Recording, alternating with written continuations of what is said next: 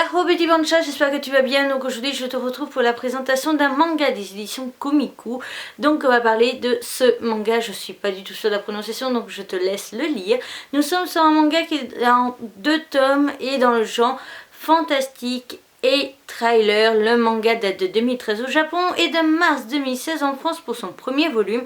La série est classée officiellement partout en tant que josei, mais personnellement je te dirais quand même que c'est un seinen, âge conseillé 14 ans et plus. Donc c'est la 6e fois que je refais cette partie, donc c'est la dernière fois que je la refais. Si c'est brouillon, au moins essayer de comprendre en gros ce que je peux essayer de dire parce que j'y arrive pas.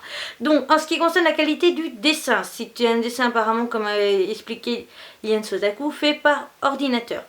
Personnellement je suis pas forcément fan de cette façon de faire, je suis pas forcément ultra fan du rendu, mais il reste quand même très joli, très potable, donc je n'ai rien à redire dessus. En ce qui concerne la série, par contre, je t'explique clairement, je vais te séparer vraiment mon avis sur les 2 volumes parce que mon avis est assez différent sur les 2. Donc, bien que ce soit pour moi, en tout cas, un seinen, parce qu'officiellement c'est un josei, paye la logique, mais en tout cas, en ce qui concerne la série, du coup, bien que ce soit un seinen, bien qu'il soit, je conseille 14 ans et plus, l'histoire, en tout cas pour le premier volume, était pas trop sombre pour moi et donc lisible en un seul coup. Donc j'ai lu vraiment de A à Z le premier volume sans aucune pause, sans aucun répit, voilà, donc vraiment en une seule traite et j'ai juste surkiffé. En ce qui concerne le deuxième, par contre, là ça a été un peu plus dur pour moi, ça a été un peu plus sombre, ça a été un peu plus corsé au niveau de ce qui se passe. Donc j'avais dit pour le manga Reset que j'ai eu mal au ventre, que j'avais eu envie de vomir. Ça a été le même cas pour cette série. Rien qu'à l'idée même, parce que je l'ai lu en 3 ou 4 fois, je sais plus, le volume 2. Rien que l'idée en fait de devoir réattaquer ma lecture me donnait un mal de ventre infernal et me donnait une envie de vomir tellement que l'histoire finissait dans ce deuxième volume par être sombre. Après je ne dis pas que je n'aime pas ce genre de manga là, bien au contraire parce que ça prouve que je suis à fond dedans, que ça me fait quelque chose, que ça donc du coup m'atteint. Après, est-ce que je suis fan vraiment de ce genre de manga qui me donne la gerbe ou pas? Je ne saurais pas vraiment expliquer parce que je ne sais pas si c'est un amour ou si c'est de la haine, si c'est un amour-haine, voilà. Mais toujours est-il que le deuxième volume était bien plus corsé, était bien plus complexe aussi au niveau de son développement, de ce qui se passe dans le volume. Je ne vais pas expliquer parce que rien que le résumé que je te mettrai en barre d'infos te résume l'histoire et après sinon c'est vraiment spoilé. Mais voilà, en ce qui concerne la fin, on pourrait se dire en 2 tomes ça va être un peu court, donc la fin va être foirée. La fin est particulière, je dois te l'avouer, oui, mais en même temps elle est logique et elle est, je pense, à mes yeux, parfaite. Elle est faite à la bonne façon, les personnages et l'histoire est complètement bien développée. Tout est, de toute façon à côté de moi tu vas voir les notes, tout est fait correctement. L'histoire en fait te propose une fin qui convient à la perfection. Certes, les plus chiants comme moi diront j'aurais bien aimé une vraie fin ou j'aurais bien aimé 30 pages de plus pour avoir une vraie fin. Mais elle reste au top. Voilà. Donc j'espère quand même que ce sera assez simple et assez facile à comprendre. Si tu as vraiment des questions parce que tu ne comprends pas tout de ce que j'essaie de t'expliquer, n'hésite pas à me laisser un commentaire, je me ferai un plaisir de te répondre et d'essayer de t'expliquer ceci mieux, mais en tout cas en vocal j'y arrive pas. Voilà, donc on va terminer avec mon avis sur les couvertures et je dois t'avouer que les couvertures, rien que ça a réussi à me séduire à acheter la série, tout simplement parce que je dois t'avouer qu'en début d'année j'ai fait un dossier d'images avec toutes les couvertures, une tome 1 de chaque série qui pouvait m'intéresser pour me faire un récap de ce que je voulais lire, de toutes les séries possibles et inimaginables qui m'intéressaient. Et je suis tombée en cherchant sur les éditions Komiku ce qui allait m'intéresser.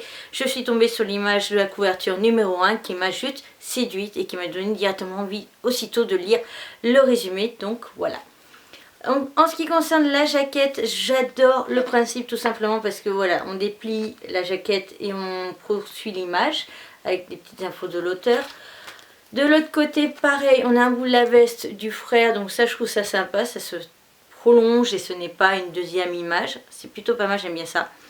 En ce qui concerne du coup le résumé, il va être écrit sur des lignes noires et ça j'aime bien parce que ça reprend le principe des couvertures, en tout cas des jaquettes du manga Codebreaker que j'ai présenté en début de mois. Et j'avais vraiment adoré ce principe des lignes comme ça, je sais pas trop expliquer mais j'avais adoré et j'adore là aussi.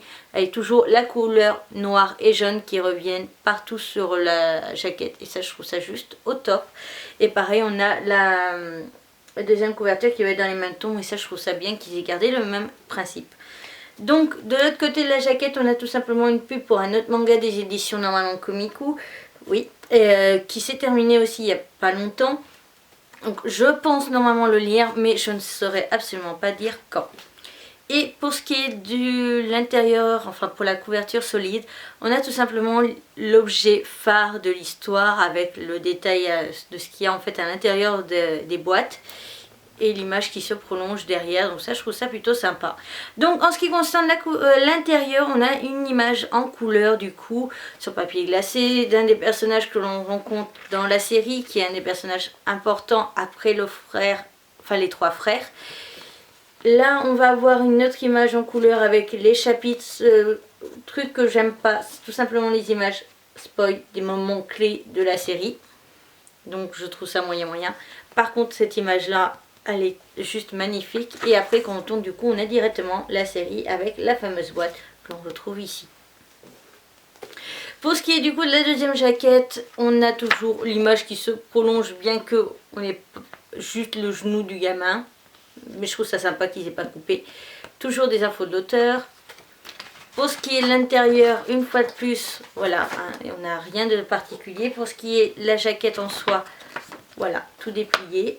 Elle est toujours la même pub pour la même série. Et à l'intérieur, on a encore le même personnage mis en avant sur sa page couleur. En même temps, comme je l'ai dit tout à l'heure, c'est vraiment le personnage bonus clé. En plus, en fait, des trois frères, donc je trouve ça top. Et là, l'image qui fait un rappel avec celle-ci, donc ça, je trouve ça sympa avec les chapitres. Et on attaque directement à la série. Donc j'espère que cette vidéo t'aura plu, n'hésite pas à me rejoindre un peu partout. Sur ce, je te retrouve bientôt pour une nouvelle vidéo. Et je te retrouve prochainement pour une autre vidéo des éditions Komiku. Sur ce, bye! Yahoo petit bancha, j'espère que tu vas bien. Donc aujourd'hui je te retrouve pour la présentation du manga Sorcière et Ténèbres, un manga en 2 tomes des éditions Komiku. Nous sommes sur un shonen qui va être dans le genre aventure et suspense. L'œuvre date quand même de 2006 au Japon et de 2015, octobre 2015 pour son premier tome. L'œuvre est conseillée aux 14 ans et plus et l'auteur a une autre œuvre disponible en France que je vais t'afficher juste à côté de moi.